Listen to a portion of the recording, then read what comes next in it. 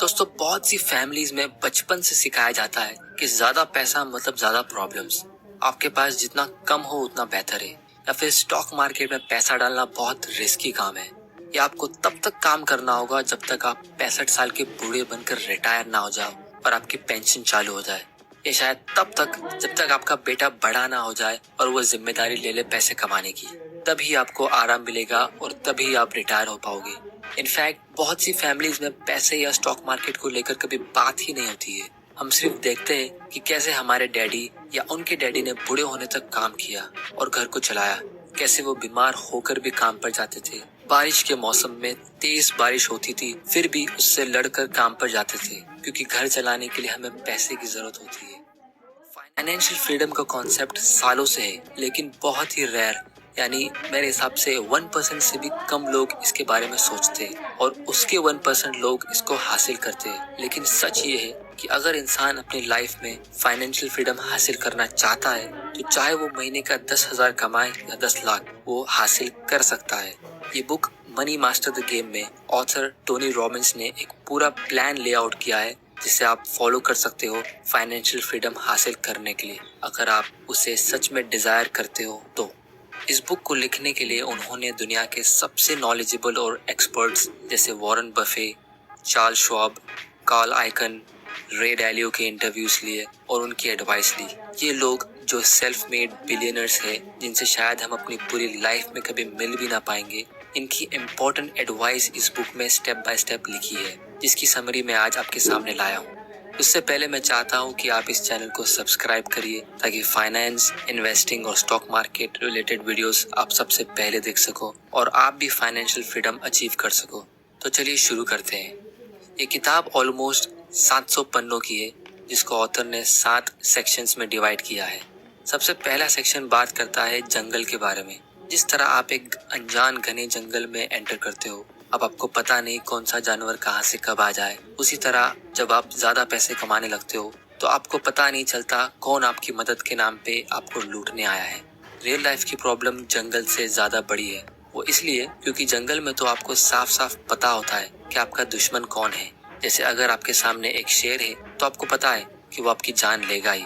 वो शेर आपको झूठी कहानियां नहीं सुनाएगा। लेकिन रियल लाइफ में बहुत सारे लोग जैसे fake coaches, stock market broker, bankers, financial advisers, जो ज्यादातर अपना खुद का फायदा देखते हैं, और ऐसे लोग उन लोगों की लाइफ में आते हैं जो थोड़ा ज्यादा पैसा कमाने लगते हैं, और इसीलिए लोग न जानते हुए भी इनके शिकार बनते हैं। इनफैक्ट हम अपने खुद के दुश्मन हैं जब हम बिना लॉजिक के कुछ डिसीजंस लेते हैं, लालच में या आलस में आके। तो इसीलिए अगर आपको अमीर बनना है और सबसे इम्पोर्टेंट अमीर रहना है, तो आपको सबसे पहले खुद पे भरोसा करना होगा, और वो आप तभी कर पाओगे जब आप इतने एक्सपीरियंस या नॉलेजेबल होंगे। ये था इस बुक का step 1, welcome to the jungle. Section 2, know the rules before you get in. यहाँ ऑथर हमें सिंपल एडवाइस दे रहे हैं। हमें एक कंज्यूमर से शिफ्ट होके ओनर बनना होगा। इसका मतलब सिंपल है, आपको एप्पल फोन नहीं खरीदना, आपको एप्पल कंपनी को ही खरीदना है। अगर आप पैसे के बारे में इतना नहीं सीख रहे, जैसे इन्वेस्टिंग और फाइनेंस के बारे में, तो आप बहुत बड़ी गलती कर रहे हो, क्योंकि आपकी लाइफ का आधे से ज्यादा टाइम पैसा कमाने में और बाकी का टाइम उसे खर्चा करने में या बचाने में निकल जाता है। इसीलिए आपको इन्वेस्टमेंट के बारे में बेसिक चीजें तो पता होना एटलीस्ट जरूरी है। जैसे सबसे ज्यादा प्रॉफिट लॉन्ग टर्म में कहाँ मिलता है, जिसका आंसर है स्टॉक मार्केट। हमारी इंडियन मेंटालिटी कुछ ऐसी है कि हमें लगता है रियल एस्टेट बेस्ट इन्वेस्टमेंट है या गोल्ड अच्छा इन्वेस्टमेंट है।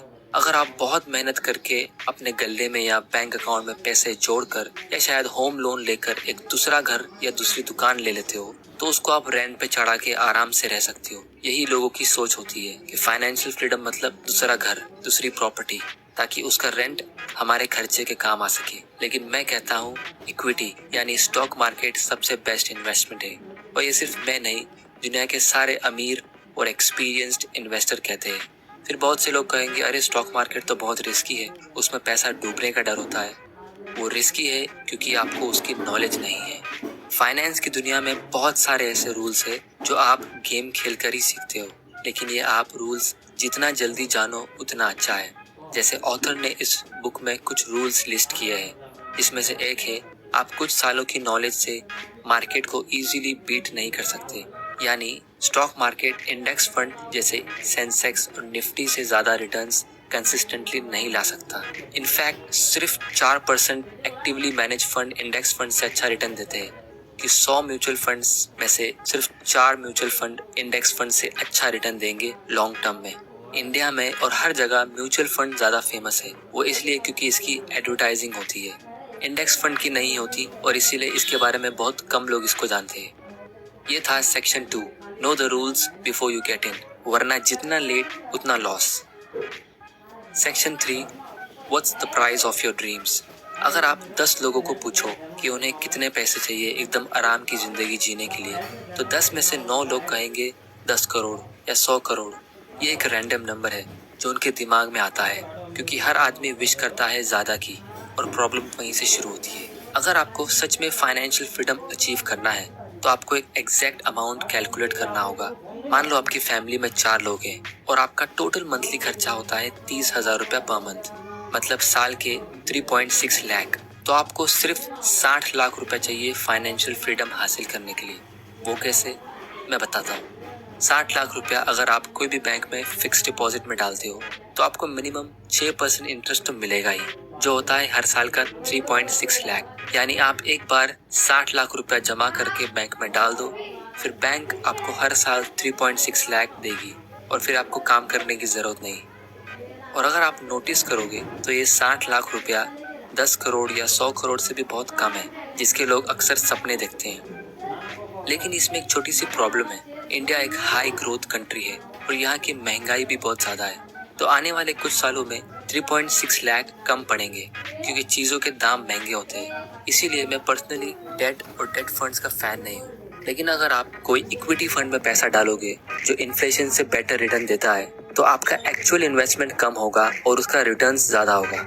या अगर आप खुद कुछ अच्छी कंपनीज के स्टॉक ले लो, जैसे मान लो आपने ऐसी कोई कंपनी का स्टॉक ले लिया जो अच्छा डिविडेंड पे करती है, जैसे आईटीसी, कैस्ट्रॉल इंडिया या बजाज ऑटो या कोई और, तो आपको हर साल उस कंपनी से डिविडेंड्स भी मिलेगा, जिससे आपका एक्सपेंस कवर होगा और साथ ही साथ इसका स्टॉक प्राइस भी बढ़ता रहता है। इसको ऑथर कहते हैं लाइफ टाइम इनकम प्लान। लेकिन स्टॉक्स में डायरेक्टली इन्वेस्ट करना रिस्की है, क्योंकि आपको उस कंपनी को रिसर्च करना होता है, उसके बिजनेस की इतनी नॉलेज होनी चाहिए।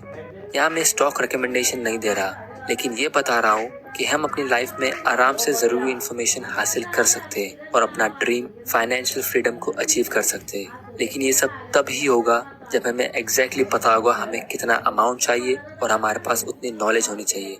वरना अगर आप सपने देख रहे हो करोड़पति बनने के, तो वो शायद सपना ही रह जाएगा। इस बुक में ऑथर ने एब्सोल्यूट फाइनेंशियल फ्रीडम को अल्टीमेट गोल बताया है। जैसे आप एक बड़े पहाड़ का सबसे ऊंचा हिस्सा समझ लो। वहाँ पे पहुँचने के लिए आप अपने गोल को 5 छोटे गोल्स में डिवाइड कर दो। सबसे पहला, फाइनेंशियल सिक्योरिटी। अगर आप कुछ साल मेहनत करके सिर्फ इतना सेव कर लो जिसका इनकम आपका हर महीने का अनाज, लाइट बिल और वाटर बिल पे कर सके, जो अक्सर लोगों के पूरे खर्चे का आधा खर्चा होता है, तो आप अपने लिए एक फाइनेंशियल सिक्योरिटी क्रिएट कर लोगे। इसकी वजह से आपको जॉब से निकल जाने का डर इतना नहीं होगा। आप इजीली अपना पुराना जॉब छोड़ सकते हो जिसे आप पसंद नहीं करते, क्योंकि लोग अक्सर जॉब नहीं छोड़ पाते क्योंकि उनको डर होता है कि दूसरा अच्छा जॉब मिलेगा या नहीं और कितने टाइम में मिलेगा, फिर बिल्स कैसे भरेंगे। लेकिन अपने लिए अगर आप एक फाइनेंशियल सिक्योरिटी क्रिएट करते हो तो वो प्रॉब्लम इतनी नहीं होगी। फिर दूसरा गोल है फाइनेंशियल वाइटैलिटी और फिर तीसरा है फाइनेंशियल इंडिपेंडेंस, जिसके अक्सर कुछ लोग सपने देखते हैं। फाइनेंशियल इंडिपेंडेंस एक ऐसा गोल है जिसमें आपका महीने का खर्चा कवर होता है और आपको काम करने की बिल्कुल जरूरत नहीं।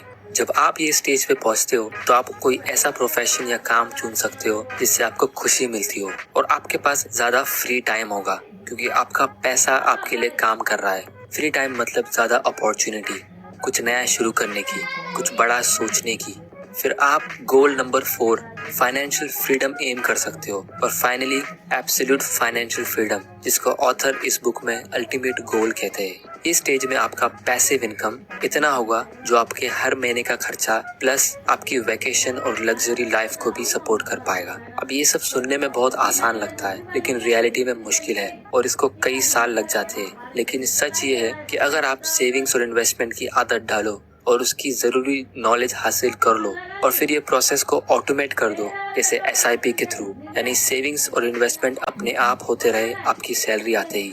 तो ये शुरू में मुश्किल जरूर लगेगा, लेकिन बाद में आसान, और जब आप इस पहाड़ में थोड़ा ऊपर चढ़ जाओगे तो बाकी का सफर अपने आप हो जाएगा, क्योंकि स्टार्ट में ही सबसे ज्यादा मुश्किल होती है, जिसमें लोग हमेशा गिव अप करते हैं। ये था section 3, what's the price of your dream, make the game look winnable. Section 4, अपनी लाइफ का सबसे जरूरी इन्वेस्टमेंट डिसीजन लो, और वो है एसेट एलोकेशन। इसका मतलब ये कि आप कितना पैसा कहाँ रखते हो वो मैटर करता है। देखिए दोस्तों, पैसा सबके पास होता है, एटलीस्ट थोड़ा बहुत, लेकिन हम उसे कहाँ रखते हैं वो मैटर करता है। कुछ लोग पैसे कमाकर अपने घर में रखते हैं, कुछ लोग बैंक अकाउंट में, या कुछ लोग फिक्स डिपॉजिट में, और दूसरी तरफ कुछ लोग कुछ स्टॉक्स खरीद लेते हैं या म्यूचुअल फंड में डाल देते हैं। लेकिन क्या आपने कोई ऐसा आदमी देखा है जो बैंक अकाउंट में पैसे डाल के उसके इंटरेस्ट से अमीर हुआ हो? आप अपनी लाइफ में जितना जल्दी स्टॉक्स और इक्विटी फंड्स में इन्वेस्ट करोगे उतना अच्छा है, ताकि आपकी हिम्मत उतनी जल्दी खुलेगी, वरना एज 30 या 40 क्रॉस करने के बाद आप इतना ज़्यादा रिस्क लोगे नहीं। Section 5, create a life time income plan. यहाँ पे ऑथर ने एक बड़ा सेक्शन फेमस इन्वेस्टर और बिलियनर रे डालियो की हेल्प से लिखा है। रे डालियो जो सिर्फ अल्ट्रा हाई नेटवर्थ इन्वेस्टर यानी बहुत ज़्यादा अमीर लोगों का पोर्टफोलियो हैंडल करते हैं, जिसके लिए वो बहुत ज़्यादा फीस भी चार्ज करते हैं, लेकिन उन्होंने ऑथर को फ्री में ये सिंपल स्ट्रेटेजी बताई है आपका पोर्टफोलियो क्रिएट करने की।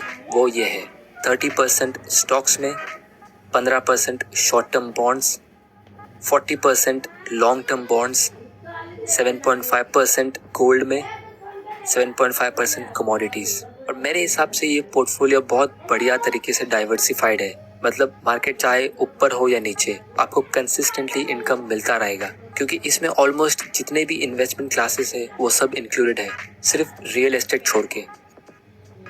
Section 6, invest like 0.001% do. इसका मतलब आप ऐसे इन्वेस्ट करो जैसे दुनिया के सबसे अमीर 0.001% लोग करते हैं। इस सेक्शन में ऑथर ने हमें बहुत सारे अमीर लोगों के इंटरव्यू के नोट्स दिए हैं, जिसमें से कुछ इम्पोर्टेंट लेसन्स ये है कि मिडिल क्लास और गरीब लोग अपना सारा पैसा रिस्क करते हैं सिर्फ 4 से 8% प्रॉफिट कमाने के लिए, और दूसरी तरफ अमीर इन्वेस्टर्स यूजुअली कम रिस्क लेके ज्यादा प्रॉफिट्स कमाते हैं, जैसे $1 पे $5 यानी 400% रिटर्न। ये तब होता है जब आपको इन्वेस्टमेंट की उतनी नॉलेज होती है, जब आपका माइंडसेट इन्वेस्टिंग का हो।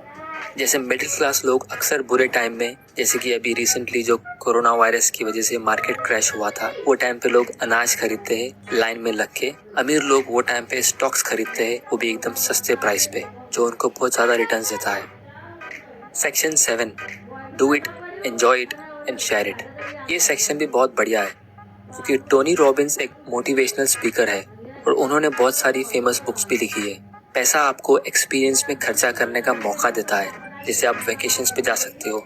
अपने लिए फ्री टाइम खरीदने का मौका देता है, जैसे आपके लिए पैसा काम करता है। फिर ये फ्री टाइम आप अपने चाहने वालों के साथ स्पेंड करो, या वही पैसा आप अपनी सोसाइटी में जरूरतमंद लोगों को दो, ये आपका चॉइस है। लेकिन जब आप सोसाइटी में कंट्रीब्यूट करते हो जरूरतमंद लोगों को देके, तो आपको उससे ज्यादा खुशी मिलेगी।